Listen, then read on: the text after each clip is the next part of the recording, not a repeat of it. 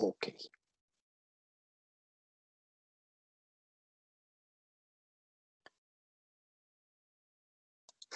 Entonces habíamos visto, a ver, mejor acá, que el músculo tiene una disposición especial con sus miofibras o sus miofibrillas, que se forman de miofilamentos, filamentos delgados de actina y filamentos gruesos de miosina.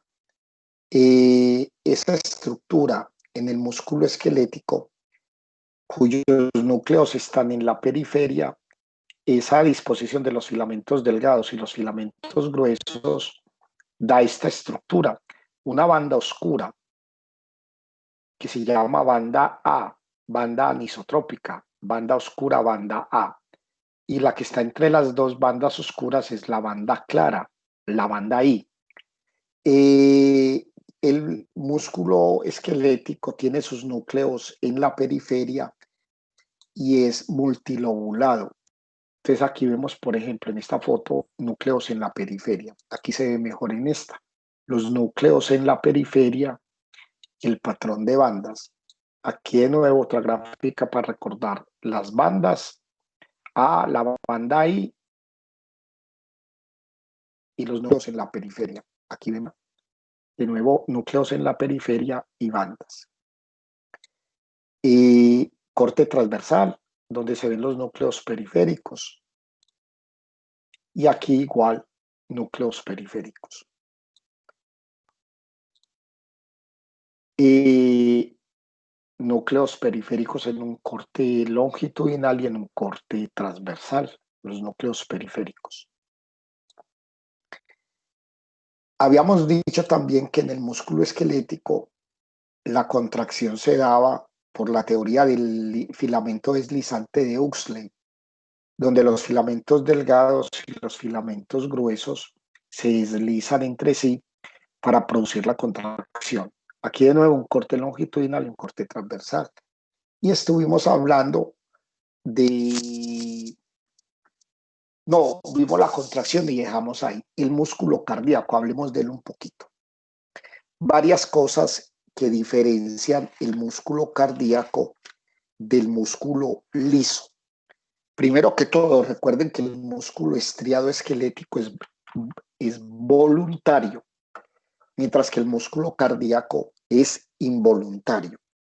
Ambos tienen patrones de banda y la diferencia en sus núcleos también es obvia. El núcleo del músculo estriado esquelético es múltiple y periférico, mientras que el músculo cardíaco, su núcleo es central y único. Y el músculo cardíaco tiene varias, también, ¿cómo se llama? Esperen un momentico, yo organizo esta tableta para poder coger el tablerito que no la había cuadrado. Entonces, el músculo estriado cardíaco tiene a su vez una estructura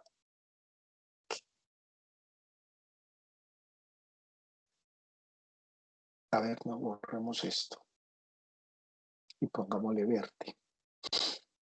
Aquí. Entonces, el músculo cardíaco, sus fibras se unen a través de sus extremos. Entonces, esto es una fibra y esta será otra fibra unida a través de sus extremos con otra fibra. Su núcleo central oval grande.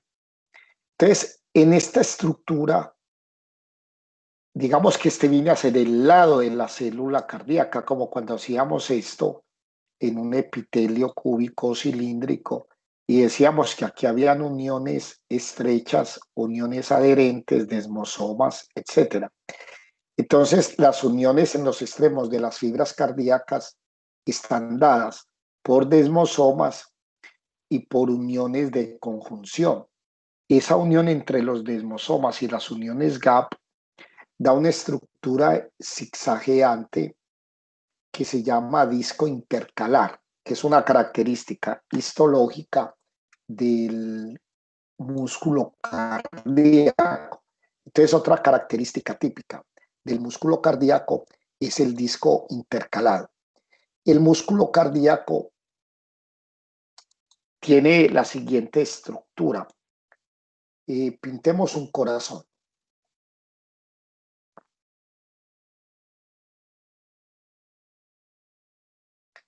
Entonces, el corazón está formado por dos cavidades superiores huecas llamadas aurículas y dos cavidades inferiores llamadas ventrículos.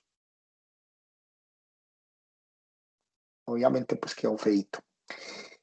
¿Qué cavidades tiene el corazón? Entonces, la aurícula derecha, ventrículo derecho, ventrículo izquierdo y aurícula izquierda. Tiene un epitelio plano en las cavidades huecas. Es una capa de tejido plano que tapiza las aurículas y los ventrículos y se llama endocardio. Entonces, este es el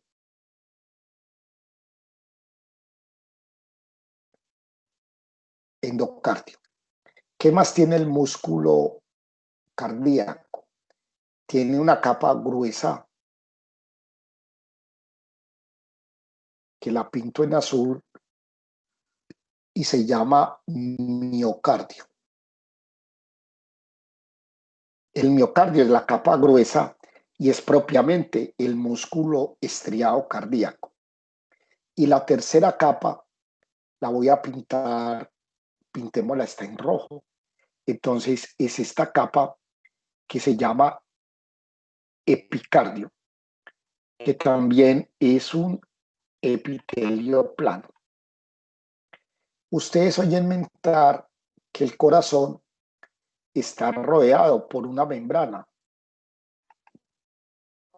que lo recubre, que no está directamente pegada a él y que se denomina pericardio. Sobre el pericardio hay que aclarar varias cositas. Uno, ustedes hay veces en algún libro de histología pueden mirar que el pericardio se los anotan acá, en la parte roja, y te le llaman epicardio o pericardio. ¿Cuál es el enredo con eso? El pericardio se divide en dos, en pericardio fibroso,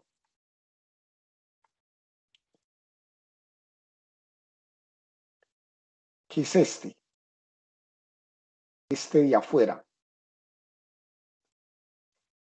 y pericardio seroso. Y a su vez, el seroso se divide en pericardio seroso parietal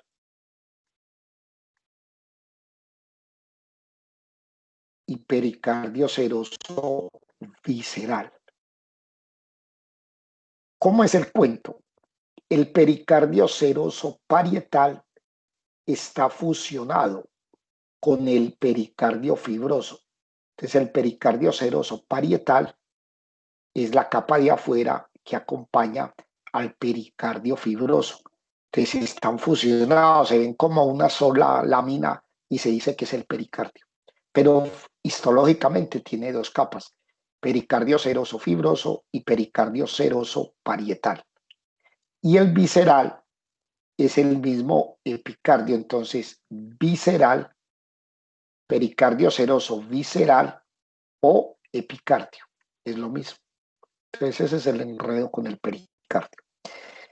Entre el pericardio seroso visceral y el pericardio como tal, hay un espacio que se llama espacio pericárdico. o cavidad pericárdica. Y en ella hay un líquido que se llama líquido pericárdico. Ese líquido sirve para lubricar la pared del epicardio y la pared del pericardio fibroso y seroso. Para cuando el corazón hace diástole y sístole, roza esta membrana, que no se irrite. Esto es lo que se conoce como, digamos, el corazón. Pintémoslo otra vez. Adicionalmente, a nivel del corazón,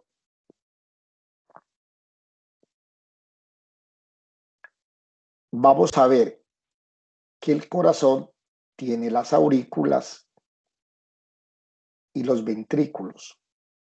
La pared del ventrículo derecho, del ventrículo izquierdo, esta es más gruesa que la pared del ventrículo derecho. Entonces, el ventrículo derecho, su pared es más delgada. La razón es que cuando este ventrículo se contrae, manda sangre al tronco pulmonar y el izquierdo manda sangre a la aorta, entonces la presión es mayor en la aorta, entonces tiene que contraerse con más fuerza. Y evolutivamente, digamos que hizo que el miocardio se dilatara más. Ok. ¿Qué más hay en el corazón?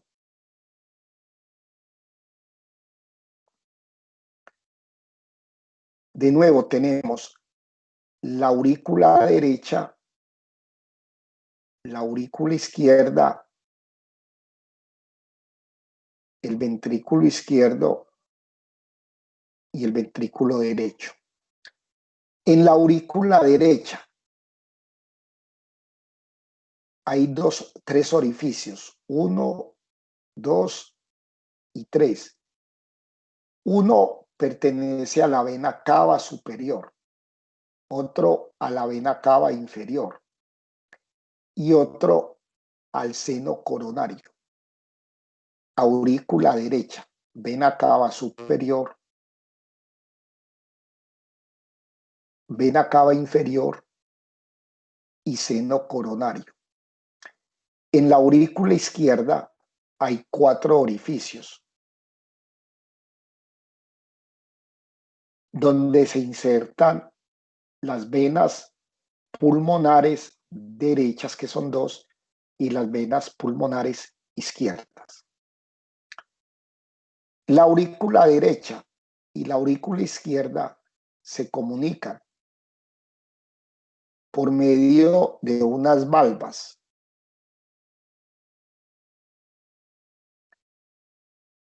Con el ventrículo.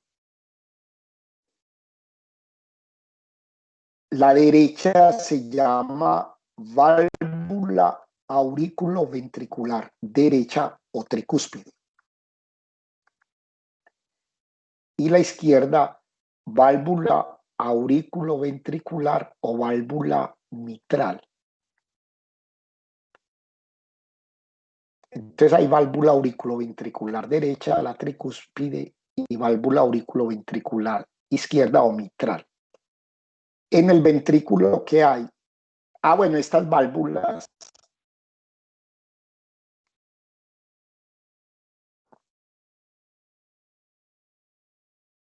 vamos a poner más cerquita al corazón, las aurículas y los ventrículos.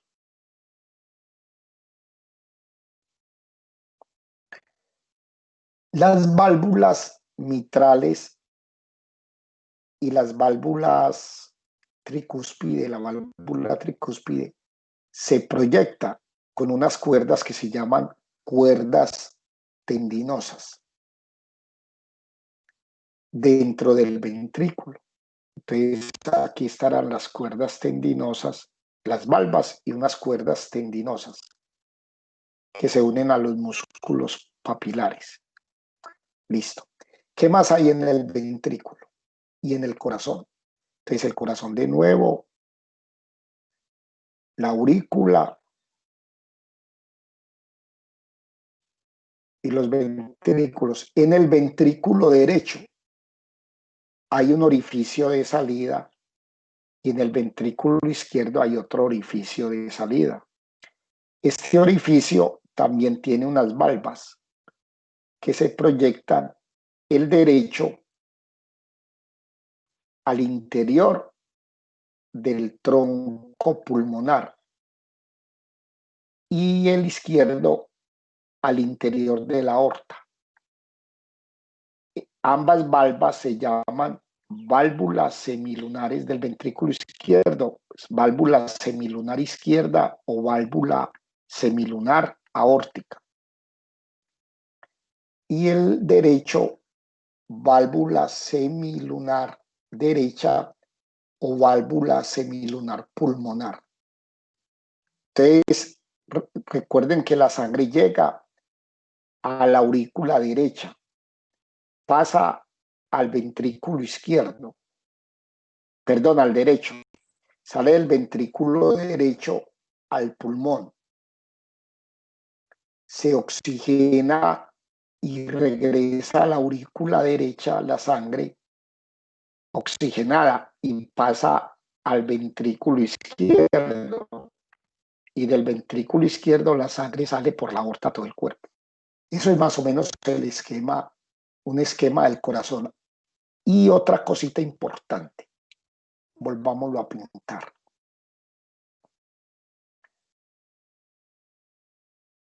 Entonces pintemos las aurículas, pintemos los ventrículos y vamos a lo siguiente. Durante el desarrollo, ustedes saben que el corazón se contrae, el corazón tiene contracción y tiene relajación. Cuando el corazón se despolariza su fibra muscular, la fibra se contrae. El resultado de la contracción de la aurícula va a producir la sístole auricular, la eyección de sangre de la aurícula al ventrículo. Cuando el impulso nervioso llega al ventrículo, el ventrículo se contrae y el resultado de la contracción de los ventrículos es la sístole ventricular, o sea, eyección de sangre al pulmón y eyección de sangre hacia el resto del cuerpo. Entonces, ese corazón se contrae o se relaja porque tiene unas fibras especializadas de conducción eléctrica. Cuando se está dando el desarrollo embrionario, un porcentaje de la fibra que va a ser fibra muscular se especializa y se deriva en una fibra especializada de conducción nerviosa, que son de 5 tipos. Entonces, las fibras nerviosas cardíacas son de 5 tipos. En primer lugar, hay una fibra especial ubicada debajo de la desembocadura de la vena cava superior que se llama el nodo atrial. El nodo atrial. El impulso nervioso se origina en el nodo atrial y ese impulso nervioso viaja por pequeñas fibras a través de toda la aurícula hasta llegar a otro nodo que lo voy a pintar de rojo, que está aquí, junto a la desembocadura del seno coronario. Y ese nodo se llama nodo aurículo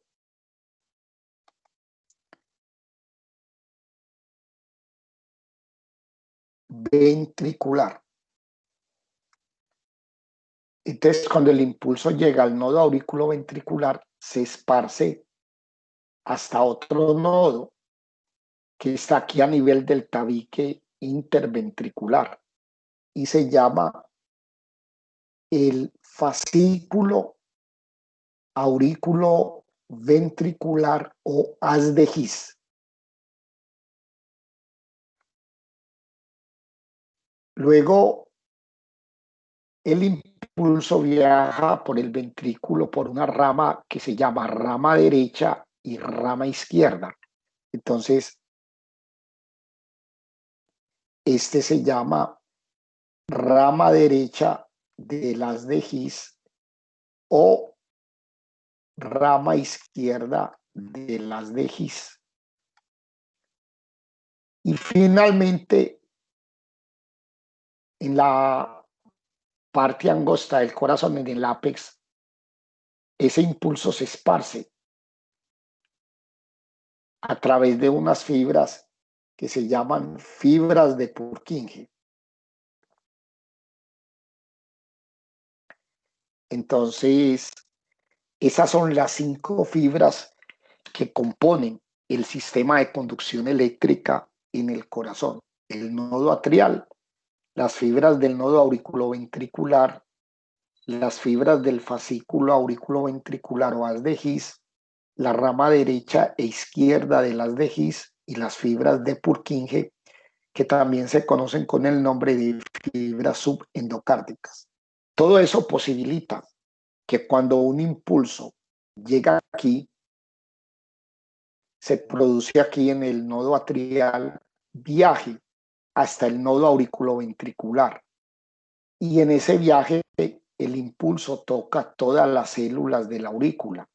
Entonces cuando las toca las despolariza.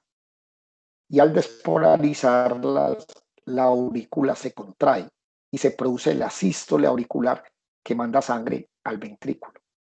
Cuando ya llega la sangre al ventrículo, el impulso ya va aquí, en el fascículo o haz de His.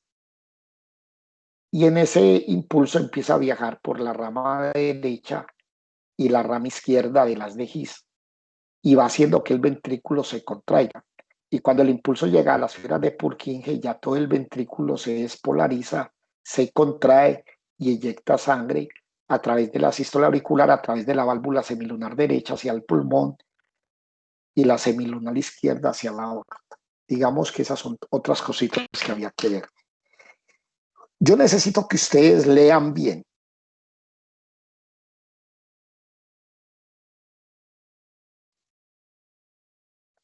La contracción, que ya la vimos, del músculo estriado esquelético. Analicen la contracción del músculo estriado cardíaco, que es básicamente muy similar a la del músculo esquelético con algunas diferencias, y la contracción del músculo liso. Y cuando hagamos la asesoría o en la próxima clase, si ya lo tienen resuelto, miramos las dudas que les quedan. Entonces ustedes se van a encargar de hacer el paralelo entre las 3 contracciones. Ese es el trabajo que tienen de esta clase. Hacer el paralelo y la diferencia entre las 3 contracciones. Entonces, cuando lean en el texto, van a encontrar y se van a encontrar con que el músculo estriado esquelético tiene una triada, el cardíaco una diada y el liso una caveola, que son las estructuras donde se almacena el calcio, que es esencial para la contracción. Van a mirar, repasando la contracción del músculo estriado esquelético, que cuando el calcio se libera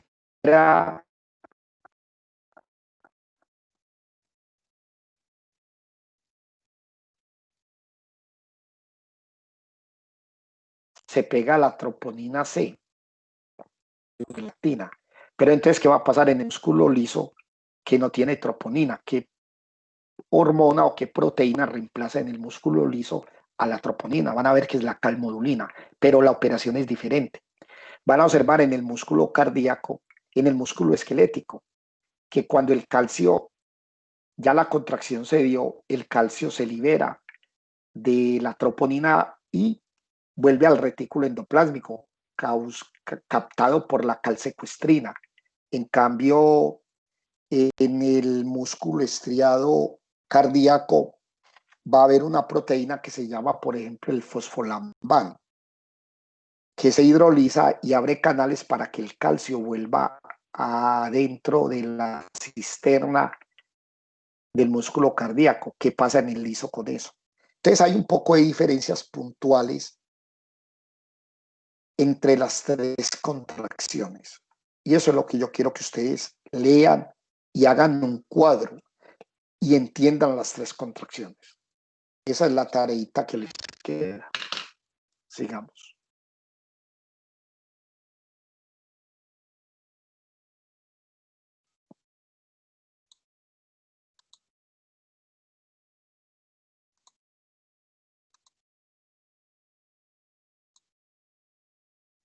Entonces, aquí en esta gráfica observamos el endocardio,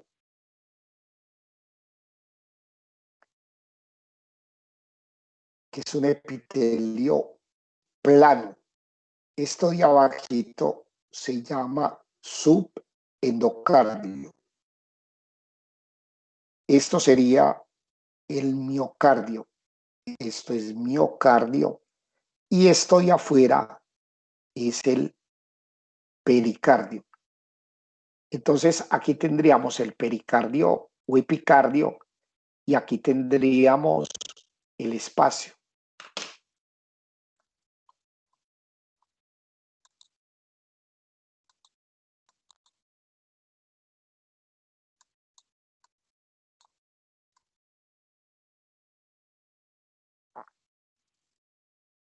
Alrededor del corazón encontramos tejido conectivo denso y también tejido conectivo adiposo.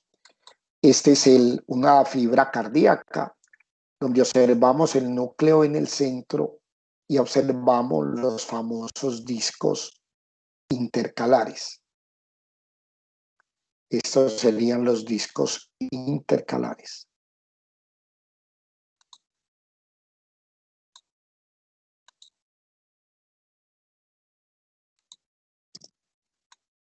Aquí observamos la línea zigzagueante negra, es el disco intercalar, y los otros son los patrones de banda. Aquí observamos algunos discos intercalares.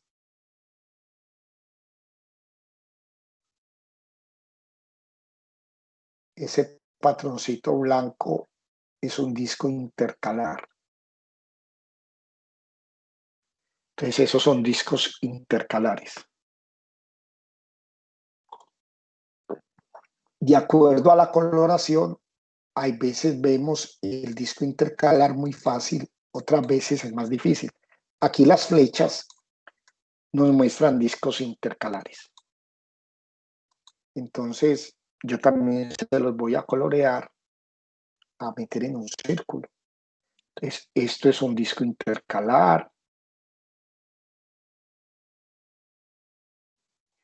Aquí hay otro, aquí hay otro, aquí hay otro, aquí hay otro, otro, otro, otro, otro, otro.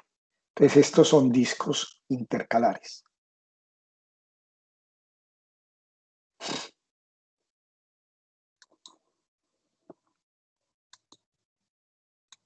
Aquí se ven todavía,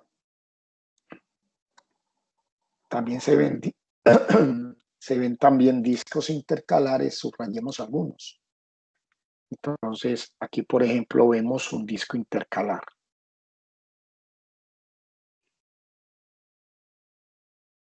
Aquí alcanza a ver, aquí se ve uno dañado. Aquí alcanza a verse un pedazo de otro. Aquí alcanza a verse una ceñita de otro. Pero hay otras gráficas donde se ve muy fácil el disco intercalar, como acá. Entonces aquí ven, pintemos aquí discos intercalares. A ver esto. Entonces aquí se ve uno, aquí se ve otro, aquí se ve otro, aquí se ve otro. Aquí alcanza a verse uno muy feo. Esos son discos, aquí alcanza a verse uno, aquí otro, otro. Discos intercalares.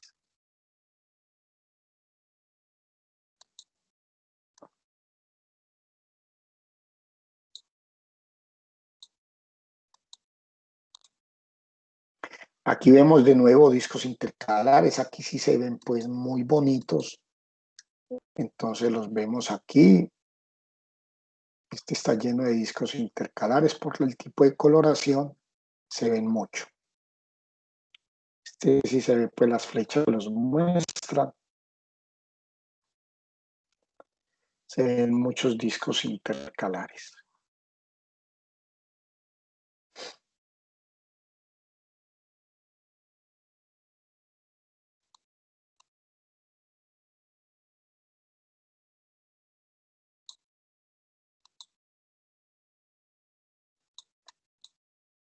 De nuevo aquí se ven varios discos intercalados, intercalares. Aquí se ve uno, aquí se ve otro y aquí se ven varios, pues.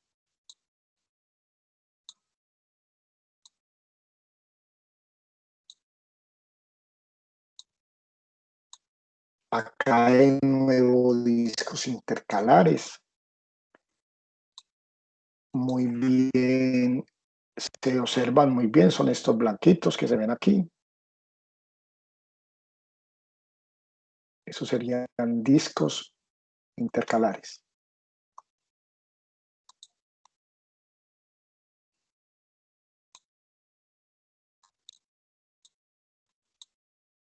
Aquí alcanza a verse un disco intercalar en forma de zigzag.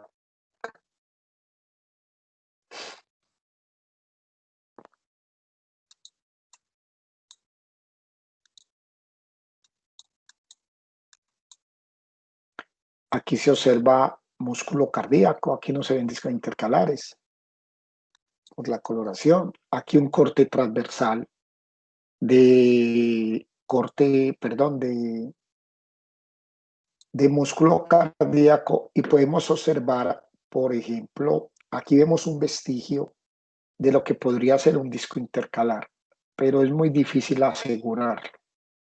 Pero normalmente uno en un corte transversal no observa discos intercalares. De nuevo un corte transversal. Aquí observamos un endocardio. Entonces, esta parte de aquí es el endocardio, un epitelio plano. Esto transversalmente es un subendocardio y todo esto sería miocardio.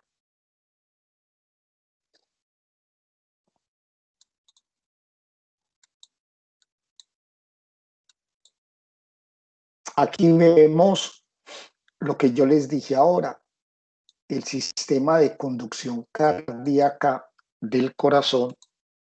Entonces lo repasamos. Entonces vemos aquí las fibras, aquí que haría el nodo atrial o nodo sinusal, aquí el nodo auriculoventricular, aquí el fascículo auriculoventricular o haz de His, las ramas derechas de las de His, la rama izquierda de las de His y todas estas, las fibras subendocárdicas o fibras de Purkinje, fibras subendocárdicas o fibras de Purkinje.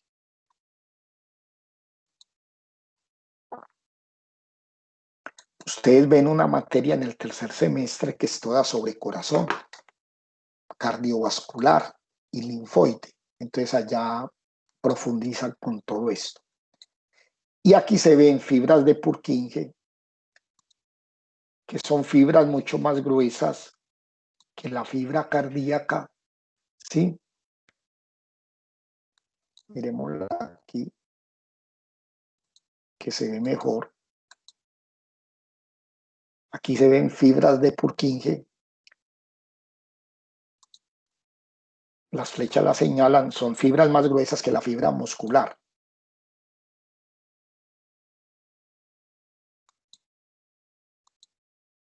Aquí de nuevo fibras de Purkinje.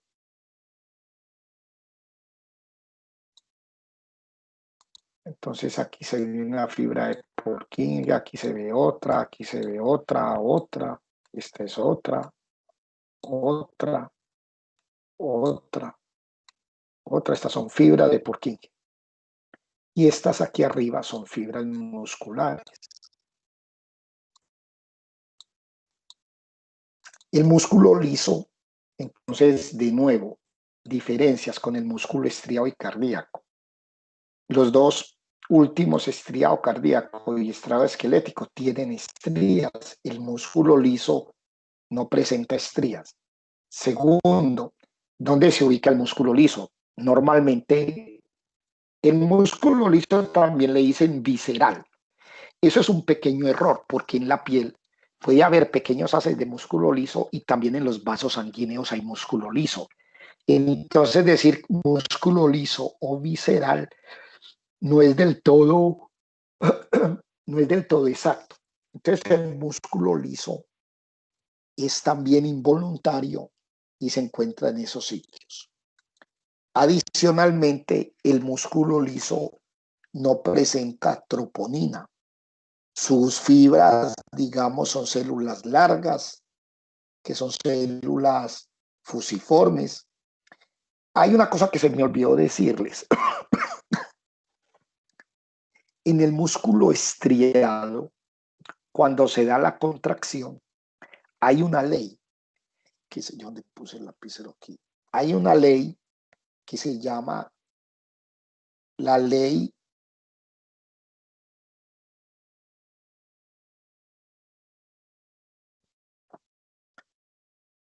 del todo o nada. O sea, el músculo estriado se despolariza y se contrae o no se contrae, pero no a medias. Se contrae o no se contrae. Es la ley del todo o del nada. En cambio, el músculo liso no cumple esta función, sino que esta regla, el músculo liso se puede contraer parcialmente. ¿Listo? Entonces esa es otra diferencia entre el músculo cardíaco y el músculo estriado con el músculo liso. Entonces, en la histología del músculo liso encontramos que las fibras del músculo son alargadas, son fusiformes, tienen un núcleo oval central, en ocasiones se pueden ver dos núcleos y acompañando al músculo liso, pues también vamos a encontrar fibras elásticas, vamos a encontrar fibras reticulares y vamos a encontrar, digamos igual, filamentos delgados y filamentos gruesos, solo que no se observan, digamos, el patrón de bandas. ¿Qué más les digo? Aquí se ve una fibra muscular lisa con su núcleo oval alargado y no se ve el patrón de bandas. Es muy parecido el músculo liso al tejido conectivo denso regular. Miren esto. Y eso es igualito a un tejido conectivo denso regular.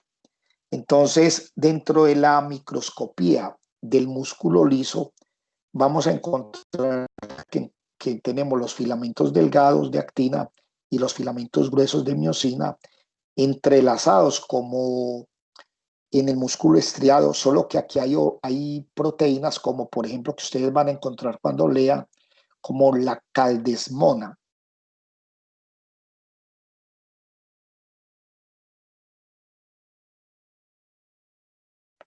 La caldesmona, otra como la calponina, que son ya proteínas que uno no ve en el músculo estriado. Entonces, esta caldesmona está asociada a la tropomiosina, por ejemplo. Y la calpomona está, digamos, inhibe a una ATPasa y evita el rollo con el calcio. Entonces, como ustedes van a leer, eh, la contracción muscular lisa y la contracción muscular de nuevo cardíaca y estriada, entonces van a encontrar y hacer un paralelo entre las proteínas que la forman y la estructura. También encuentran otra proteína como la calmodulina. Entonces, la caldesmona, la calmodulina, tiene tropomiosina, tiene filamentos delgados, tiene filamentos gruesos. Entonces, la contracción aquí sí es un poco diferente, entonces necesito que la lean. ¿Listo?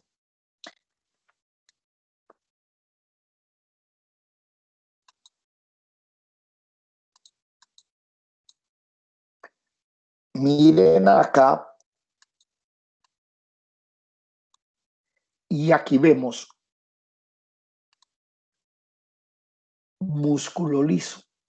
Miren lo parecido, es igualito al tejido conectivo denso regular. La diferencia, los núcleos, aquí vemos cantidad de núcleos y la fibra la vemos nucleada.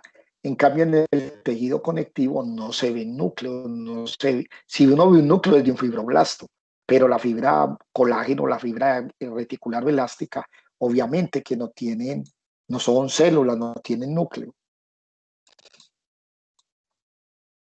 Aquí de nuevo músculo liso, de nuevo músculo liso y aquí más músculo liso. De nuevo aquí un corte longitudinal a la izquierda y un corte transversal. Aquí de nuevo un corte longitudinal donde se ve el núcleo en el centro. Aquí vemos una diferencia histológica entre los tres músculos. El músculo liso, el de abajo, miren que no tiene bandas. Los núcleos del cardíaco, el del centro, y el inferior, el liso, son en el centro, mientras que los núcleos de la figura superior, que es esquelético, están en la periferia. Esta es la diferencia. Otro tema que tiene que ver con el músculo es el cuento de la regeneración celular o muscular, pues de la regeneración de la célula muscular. Entonces, en general, aunque las fibras del, o mejor, las fibras del músculo esquelético no tienen, digamos, la capacidad de realizar una mitosis, aunque en algunos tejidos y en algunos extendidos se puedan coger figuras mitóticas, eventualmente, sobre todo en procesos de cicatrización de la fibra muscular. Entonces, aunque no tenga esa capacidad mitótica, el músculo cardíaco, o mejor, el músculo como tal, tiene la capacidad de regenerarse debido a que hay unas células aledañas a la célula muscular que se llaman células satélites. Y esa célula satélite, entonces digamos, esto es una fibra muscular, va a haber aledaño a ellos, se ven unas células satélites que eventualmente cuando hay una ruptura de la célula muscular, esta célula satélite se fusiona en esa parte y puede regenerar y hacer que se cicatrice el miocito, la célula pues de muscular. Normalmente digamos que cuando se estudian células musculares esqueléticas, el 95% de los núcleos van a pertenecer a las células musculares y hay un porcentaje de núcleos que aunque no se vea la diferencia de la célula, porque son indistinguibles hay veces en el extendido, pertenecen a células satélites que están ahí presentes, listas a prestar o a ejercer su función cuando, digamos, la célula esté lesionada. Obviamente, para que se fusione la célula satélite, hay una cantidad de factores de regulación que hacen que las células satélite se fusionen. Entonces, está ahí en el libro les hablan del factor, por ejemplo, MY o D o el MYF5 o el PAC7. Son muchos factores que hacen y que regulan para que la célula satélite, digamos, se fusione. Y también para que las células madre proliferen, o sea, los mioblastos proliferen y sean capaces de producir la regeneración. Entonces, eso es otro temita que ustedes deben ampliar un poquito en el texto.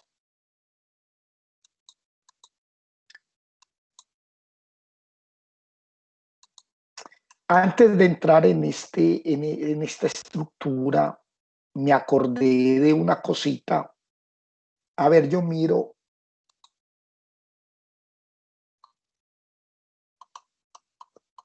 aquí.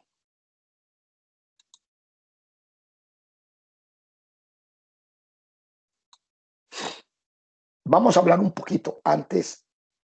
No, no, sí, hablemos primero de este temita, antes de hablar de la figura que les mostré. Y cuando el músculo cardíaco, yo miro a ver si esto es aquí más abajo. Aquí. Cuando el músculo, no solamente cardíaco, sino liso, cuando el músculo esquelético se ve sometido a una determinada carga funcional, el músculo se puede hipertrofiar. Entonces yo quiero, ¿quién me dice qué diferencia hay entre el término hipertrofia e hiperplasia?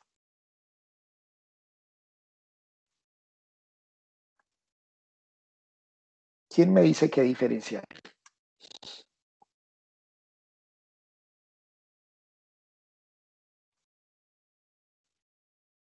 Capullos.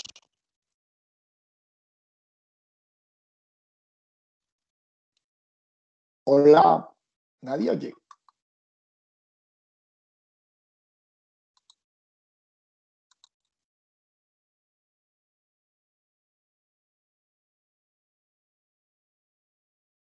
Profe, no, no sabemos. Ok, a ver, hagamos aquí un esquemita.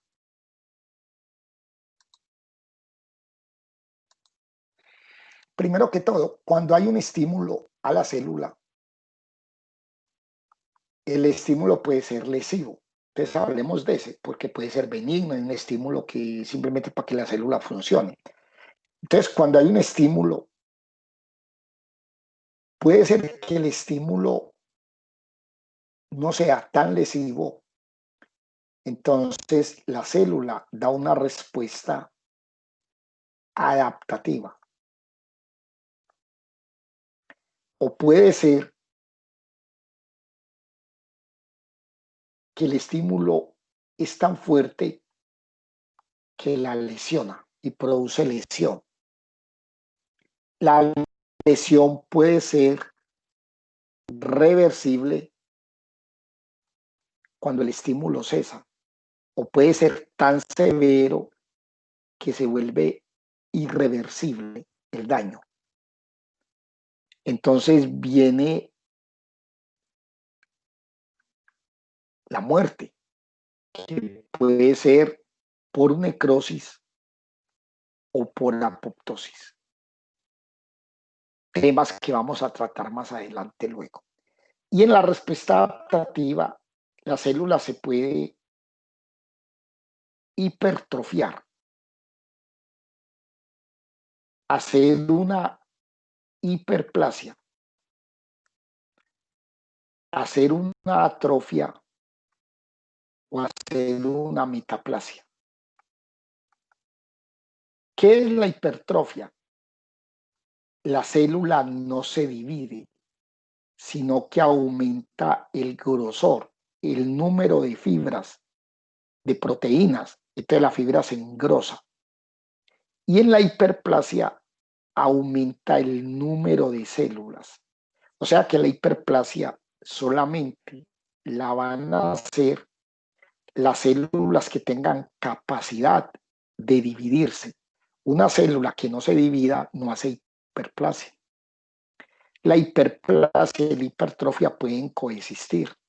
La atrofia es la degeneración del músculo y la metaplasia ya lo explicamos cuando vimos epitelios, que es el cambio de un tejido, por ejemplo, epitelio plano por epitelio cilíndrico o de epitelio cilíndrico por epitelio estratificado plano queratinizado.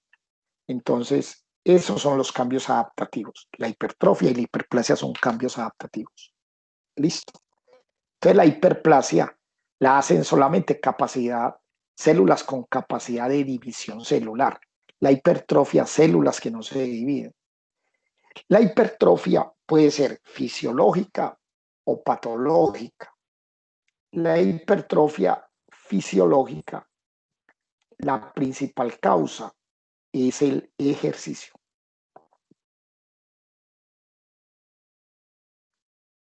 la principal causa de hipertrofia fisiológica, entonces, es la demanda funcional, la carga laboral.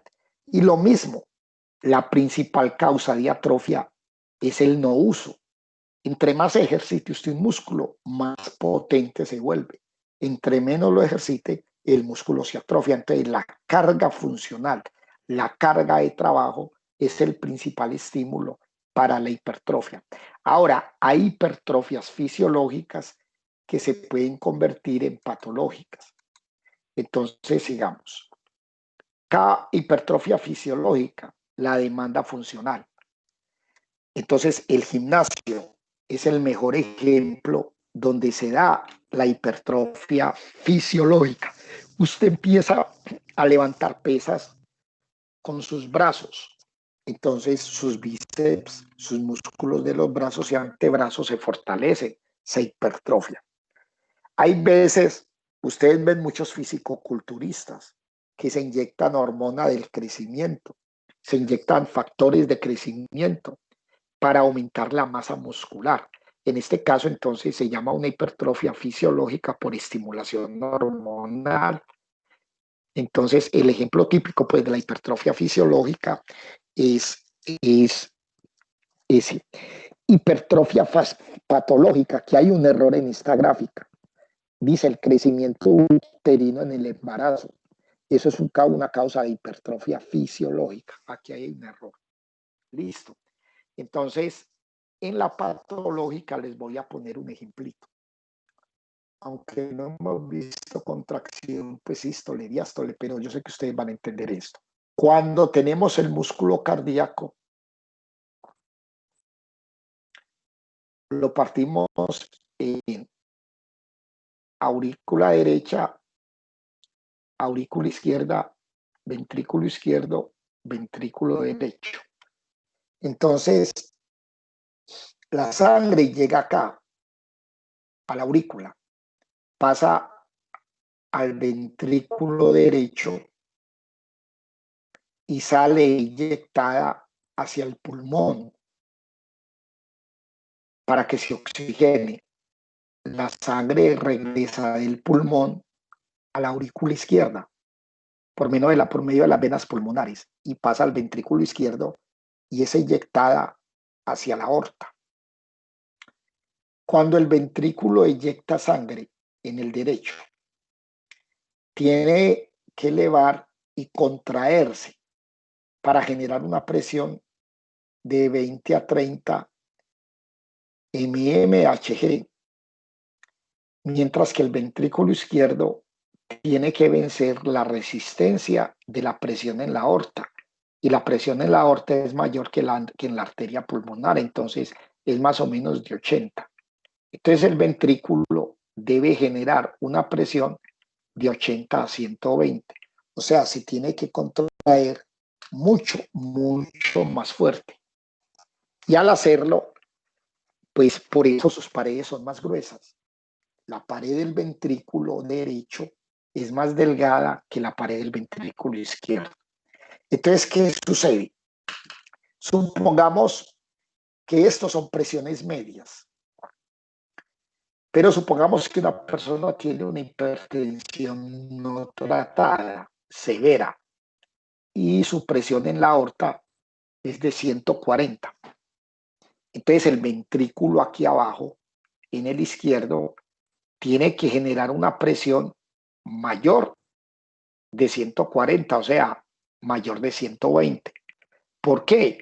Porque o si no la sangre no sale. Es como si usted va a bombear sangre del primer piso del edificio al 10º piso. Tiene que haber una bomba abajo en el primer piso con una presión mayor para que el agua suba al 10º piso. Entonces, ¿qué va a suceder? Cuando usted es hipertenso, a ver, pongamos esto aquí con azul. Cuando usted es hipertenso, hipertensión arterial, ¿qué va a hacer? Su presión está aumentada, por lo tanto, el ventrículo con el correr del tiempo va a tener que contraerse en forma más vigorosa. Y con el transcurrir de los días y de los meses y de los años, el ventrículo se va hipertrofiando para adaptarse a esa demanda. Eso se llama demanda hemodinámica. Y con el tiempo hace una hipertrofia fisiológica por carga funcional. Pero que eso, si ustedes miran una persona, cuando usted tenga un músculo, por ejemplo, los bíceps, si usted levantara peso, 5 kilos con el izquierdo, con la mano izquierda, y 20 kilos con la mano derecha, al cabo de un año, su brazo derecho va a estar más hipertrofiado que el brazo izquierdo, ¿cierto? Entonces, igual va a pasar con los ventrículos. Va a haber una hipertrofia del ventrículo izquierdo. Y cuando el ventrículo se relaje, la cavidad interna va a ser menor. Por lo tanto, el llenado va a ser menor y el volumen inyectado va a ser menor. Cuando el ventrículo izquierdo inyecta sangre, esa sangre se va en quintas, digamos, una quinta parte va al pulmón, al corazón, perdón, a la cabeza, otra quinta parte a los miembros inferiores y superiores, otra quinta parte a las vísceras y otra quinta parte va al riñón. Esa fracción que va al riñón va a disminuir también, porque disminuyen todas las fracciones. Entonces el riñón con el tiempo va a tener hipoxia, se va a dañar más. ¿Quién controla la presión arterial? El riñón. Y al estar con un daño al cabo del tiempo, la presión arterial va a subir. Y si sube la presión arterial, pues va a subir y va a aumentar la presión que el ventrículo tiene que ejercer. Entonces se va a hipertrofiar más. Entonces va a haber un daño cardíaco mayor. Y al haber un daño cardíaco mayor, la perfusión, o sea, la sangre que llega a los tejidos disminuye y va a haber daño a nivel tisular, en este caso a nivel renal. Y al haber daño renal, la presión arterial aumenta. Y si aumenta la presión arterial, aumenta la carga funcional en el corazón, más daño cardíaco, va a haber más daño renal, va a haber mayor presión arterial, más daño cardíaco, más daño renal, más presión arterial, lo creman. Entonces, eso es un círculo vicioso. ¿Por qué? Porque la hipertrofia se vuelve patológica. ¿Por qué se da la atrofia? Volvamos acá. Entonces, la hipertrofia se da por diferentes mecanismos. Se los voy a mentar aquí. Sensores mecánicos, señales de membrana, vías de señalización y se los miento aquí cada uno porque este tema es un tema que lo vamos a ver más profundo en uno de los temas que está próximo a arrancar, que es adaptaciones celulares. Allá profundizaremos esto. Aquí simplemente pues para que les quede claro que hay hipertrofia fisiológica e hipertrofia patológica. Que la hipertrofia fisiológica, la principal causa es la demanda funcional y la hipertrofia patológica se puede dar por acciones integradas de sensores mecánicos en la membrana de la fibra muscular que responden a los estímulos por exceso de trabajo o por aumento de factores de crecimiento como estos, factor de crecimiento de transformación beta, el factor de crecimiento similar a la insulina tipo 1, las endotelinas, las angiotensinas. También hay señales de membrana celular que activan vías internas dentro de la célula que hacen que la célula sintetice más proteínas, más fibra, más filamentos delgados y más filamentos gruesos. Y obviamente otros mecanismos de señalización que involucran estos factores. Entonces, la hipertrofia fisiológica y patológica hay que tenerla presente con relación a la fibra muscular. Aquí miremos una hipertrofia de la fibra uterina, se ve mucho más gruesa que acá. aquí una fibra cardíaca arriba normal y aquí una fibra cardíaca anormal, hipertrofiada. Lo mismo acá, una fibra cardíaca a la izquierda normal y una fibra aumentada de grosor. Miren la diferencia. Entonces, esos son hipertrofias. Y ya eso sí, pues, para que lo sepan los que les guste la física. Hablo de pues, la serie de ejercicio. Y es que hay hipertrofia muscular transitoria e hipertrofia muscular crónica. Pues obviamente, si usted deja de hacer ejercicio, se vuelve transitoria. Hay una cosa importante, ya que me acordé, Capu. Esperen, yo tomo agüita.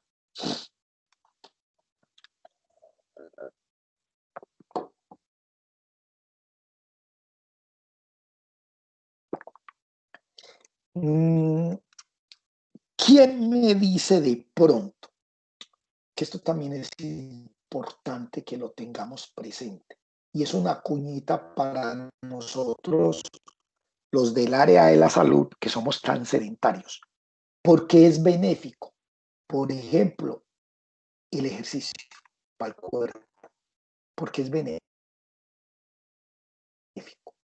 Porque disminuye la tensión. Porque es importante el ejercicio para disminuir esa carga de tensión, y uno hace ejercicio y se libera y se siente mejor, y uno sabe que se liberan, que hay estimulantes hormonales como la serotonina, la melatonina, y las endorfinas, las neuroficinas, todas hormonas que ayudan al bienestar. ¿Por qué el ejercicio produce bienestar? Y sobre todo, porque disminuye la depresión. A una persona que es depresiva, ustedes algunos serán psiquiatras, le van a mandar, muchas veces le mandan antidepresivos, Flozac, fluoxetina, y le dicen, vea, haga deporte, haga ejercicio, porque el ejercicio ayuda mucho para el estrés. ¿Por qué? ¿Quién me sabe decir? Porque el ejercicio disminuye la presión o la tensión.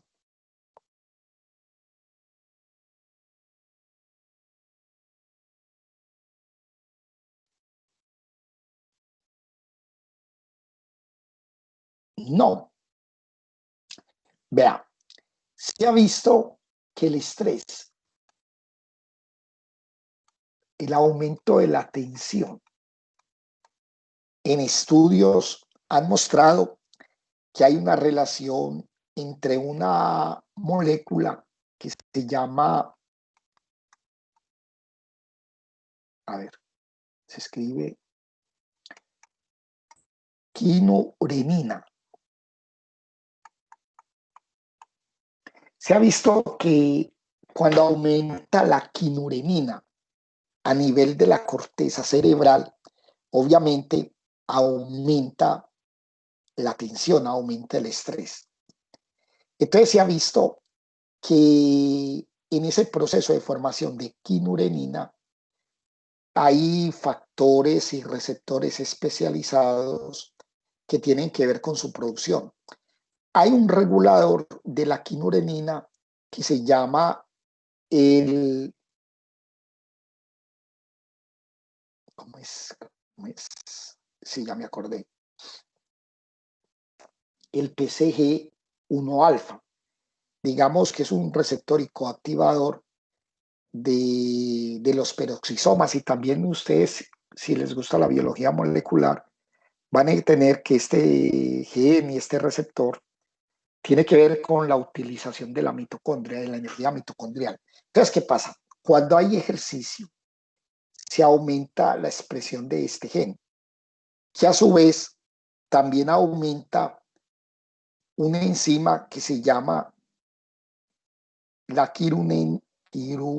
quinurenina aminotransferasa.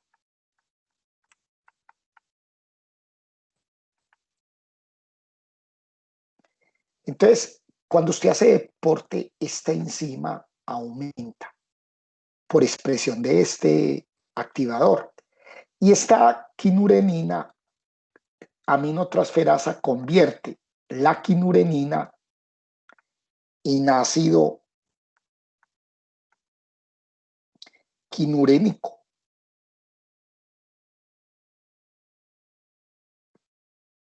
En ácido quinurénico. Este ácido no es capaz de atravesar la barrera hematoencefálica. Entonces no llega a la corteza, a la quinurenina. Entonces la quinurenina que circula en sangre se convierte en ácido quinurénico y no entra al cerebro. Entonces la depresión disminuye. Eso es una de las cosas nuevas que hay con relación a eso de la tensión y el estrés y el ejercicio. Por eso la importancia de hacerlo. Listo.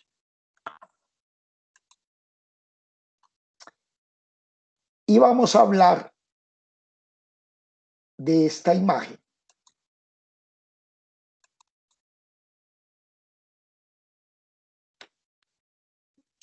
Entonces vamos a hablar de ella.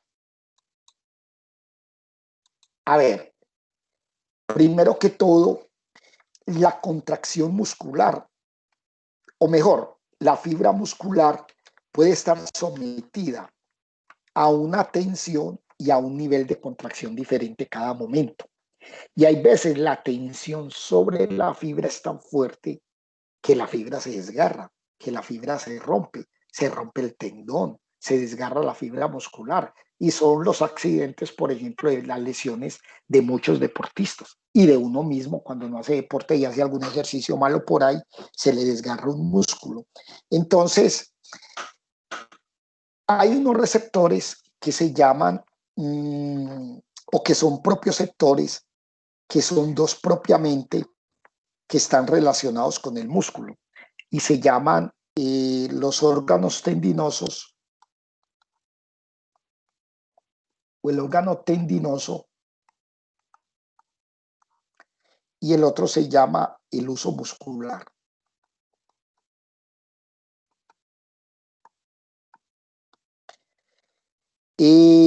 El órgano o mejor el órgano tendinoso, este de arriba, digamos, controla la tensión, o sea, la fuerza con que se está tirando el músculo y los cambios de longitud. Y el órgano, perdón, estoy en un error, a ver. El órgano tendinoso controla la tensión y la velocidad.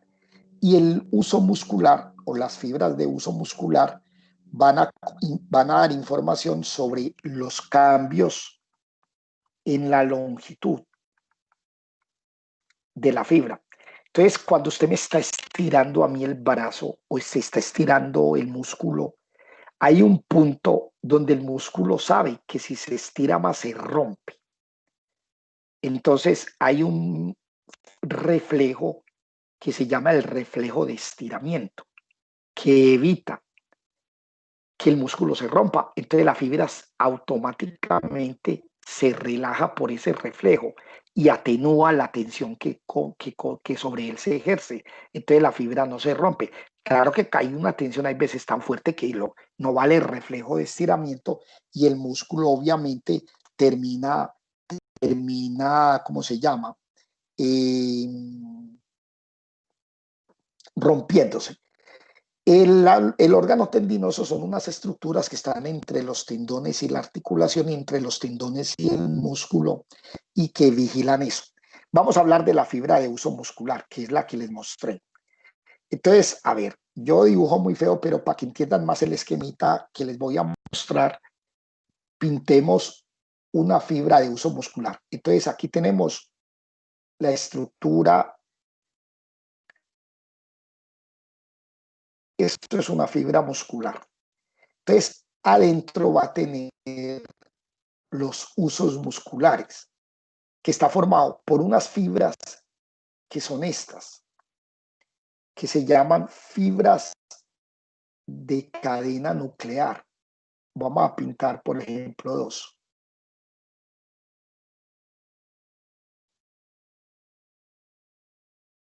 Estas fibras se llaman fibras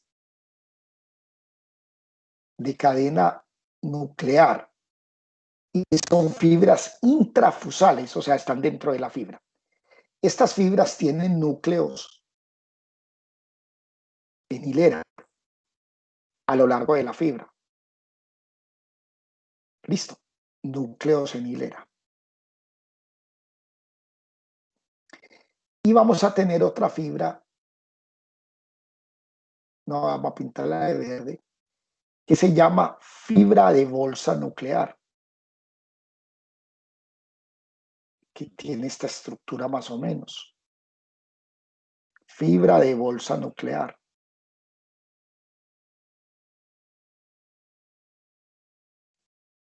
Y los núcleos están en la bolsa, en el centro.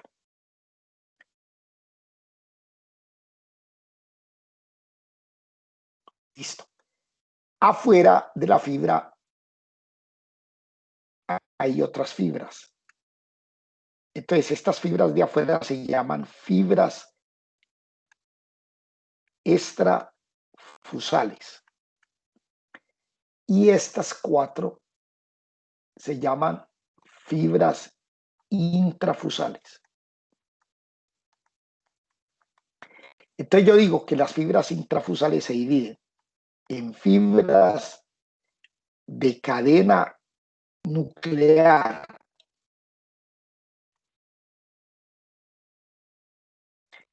y fibras de bolsa nuclear. Es más, estas de bolsa nuclear a su vez se dividen en estáticas y dinámicas.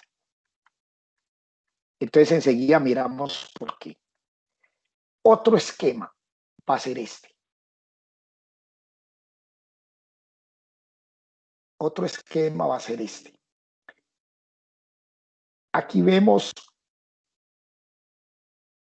una fibra nuclear y aquí pintemos una de bolsa nuclear. Entonces, estas fibras están rodeadas de una cubierta que se llama cápsula interna. Y esto se llama espacio periaxil. Y hay otra cubierta más externa que se llama cápsula externa. Y este espacio se llama espacio subcapsular. Entonces, teniendo ese esquema, entienden mejor la gráfica. Entonces, aquí vemos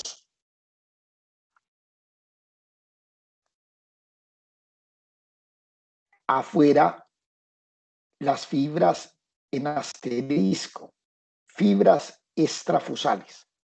Y la área dentro de la imagen, fibra intrafusal. Vemos la cubierta externa o cápsula externa. Aquí está. Y vemos la cápsula interna. Aquí está. Cápsula externa, cápsula interna. Vemos el espacio subcapsular entre la cápsula interna y la externa. Y vemos el espacio periaxil. ¿Dónde está? Por aquí no lo muestra. Ven, no lo muestra. El espacio periaxil sería este que pinto de negro. Pues este es el espacio periaxil. Ahora vemos la fibra, vamos a pintarla en amarillo.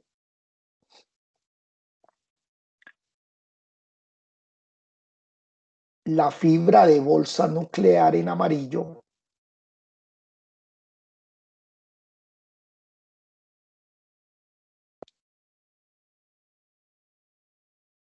Esta es la fibra de bolsa nuclear. Mire sus núcleos en el centro. Y la otra es la fibra de cadena nuclear. Y sus núcleos en hilera. ¿Entendía la gráfica? Ahora, ¿qué más vemos aquí? Vemos que hay unas líneas rojas, unas líneas verdes y unas líneas blancas. Corresponden a terminaciones nerviosas. Entonces las fibras extrafusales están inervadas por fibras motoras alfa. Se llaman fibras motoras alfa, la esta blanca. Y las fibras intrafusales, tanto las de cadena nuclear como las de bolsa nuclear, están inervadas por dos tipos de neuronas. Entonces se las voy a mostrar aquí arribita, que se ve mejor aquí.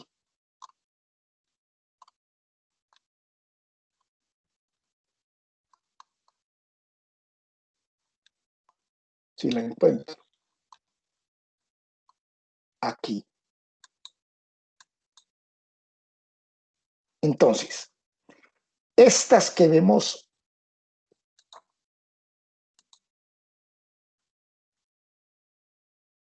estas serían, tenemos esto de verdecito. Entonces, estas que vemos aquí, largas, son fibras de cadena nuclear. Y estas gorditas son fibras de bolsa nuclear. Las fibras tanto de cadena nuclear, las tres que señalé, y estas dos, las fibras de bolsa nuclear, están inervadas por una fibra sensitiva tipo 1A. Listo. Las fibras de cadena nuclear, todas están inervadas por una fibra estática gamma. Algunas de las fibras de bolsa nuclear también. Y algunas de las de bolsa nuclear están inervadas por una fibra dinámica gamma. Entonces, las que están inervadas por la estática se llaman fibra de bolsa nuclear estática, esta. Y las que están inervadas por la fibra dinámica, fibra de bolsa nuclear dinámica. Listo.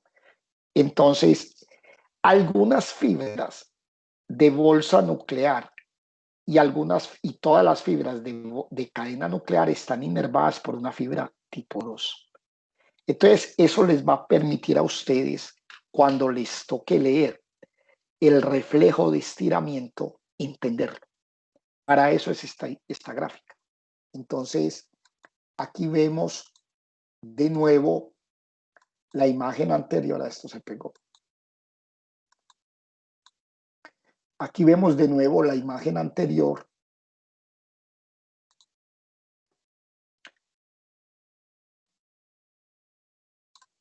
Donde observamos la cápsula interna, la cápsula externa, la X es el espacio subcapsular y el cerito es el espacio periaxil. Vemos la fibra de bolsa nuclear y la fibra de cadena nuclear y ya sus fibras que las inervan. Entonces, la fibra de cadena nuclear, perdón, de bolsa nuclear se divide en fibra de bolsa nuclear estática y fibra de bolsa nuclear dinámica. Estas de afuera son fibras extrafusales y las de adentro fibras intrafusales. Entonces, capullos, esto es más o menos lo que yo les quería decir de músculo. Obviamente, recuerden siempre leer el tema completo en el texto de Gardner, porque uno no explica todo y parte del trabajo es ese, que ustedes hagan una lectura, un autoaprendizaje. Entonces, con esto damos por terminado lo concerniente a músculo. Y los espero a la noche, los que quieran asistir, Mañana a las 10 el examen. Ustedes tienen clase antes de las 10. ¿Qué clase tienen?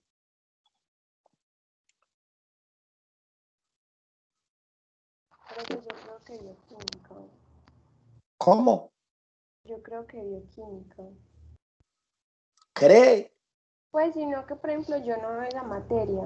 En cambio, Ok. pues a los otros sí Listo. la Entonces ven. traten de estar 5 minuticos antes conectados para que darles unas indicaciones. Y ojo, ustedes se conectan a Teams, al mismo enlace de la clase.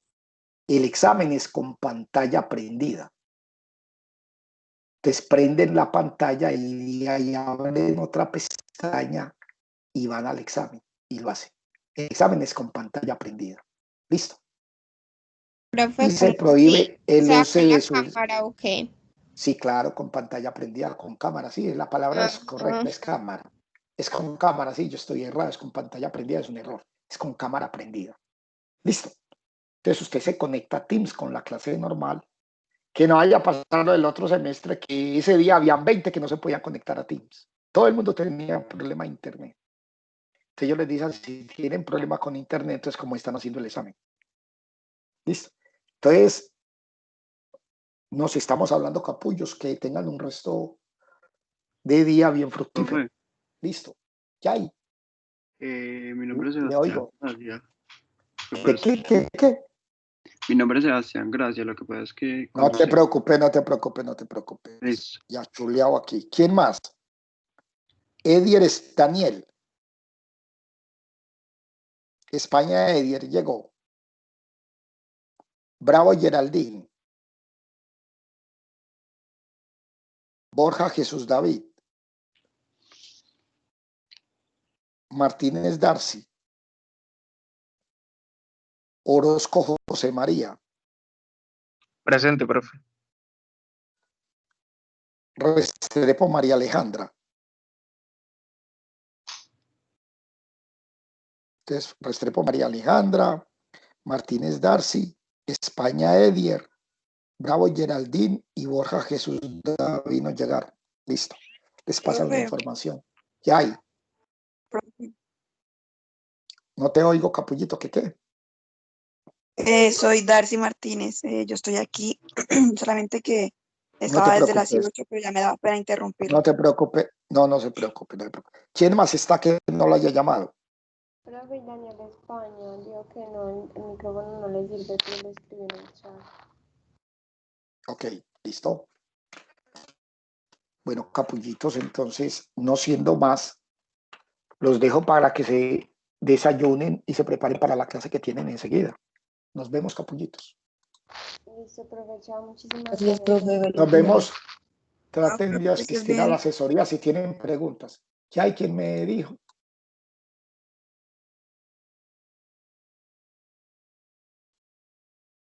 Que estés bien, profe. Chao.